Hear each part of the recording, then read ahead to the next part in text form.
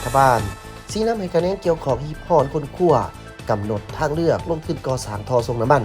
จากโซเวียตนามมาสู่สปปลาวให้แล้วโดยไวกองประชุมสมัยสามัญของรัฐบาลประจำเดือนกรกฎาคม 2026 ได้จัดขึ้นในระหว่างวันที่ 27-28 กรกฎาคม 2026 ที่สำนักงานนายกรัฐมนตรีภายใต้การเป็นประธานของทานสอนไซศรีพันดรนายกรัฐมนตรี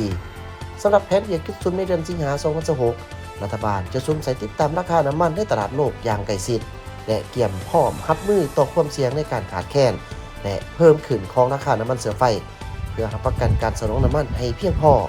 ป้องกันและแก้ไขการกักตุนและปรับโครงสร้างราคาให้แทนบล็อกกับสภาพตัวจริงที่พรคนขั้วกำหนดทางเลือกในการลงทุนก่อสร้างท่อส่งน้ำมันจากโซเวียตนามมาสปปลาวแล้วรายงานให้รัฐบาลในเดือนสิงหาคม 2026 สืบต่อสุกอยู่การปฏิบัตินโยบายส่งเสริมการนำใส่รถไฟฟ้าและพลังงานทดแทนให้แข็งแรงเพื่อลดพรการนำใส่น้ำมันเสือไฟ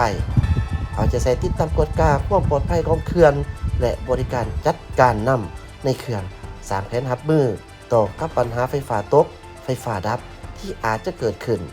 ปรับปรุงแก้ไขปัญหาสายไฟฟ้าหม้อแปลงสายเคเบิลที่มีอายุการใช้งานหลายปีเพื่อป้องกันการเกิดอัคคีภัยขอขอบใจข้อมูลจากทางข่าวเศรษฐกิจการค้า